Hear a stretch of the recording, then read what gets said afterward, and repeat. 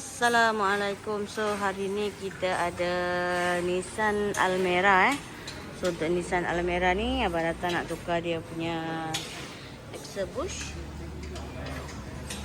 Untuk exhaust ni kita nak press masuk bush heavy duty wing impact racing bush. Okey, kita nampak dia punya bush gerak. So lagi abang nak buat dia punya exhaust link, start bush, caliper pin, bearing belakang dua bearing belakang dua.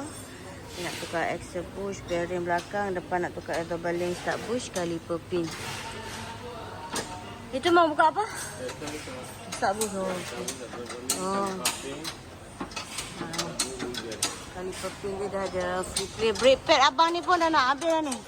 Dah tinggal berapa persen? 10% je ni. Panggil Dipen tengok dia punya brake pad. Lepas tu dia punya bush lower arm tu pun. Ini brake pad dia.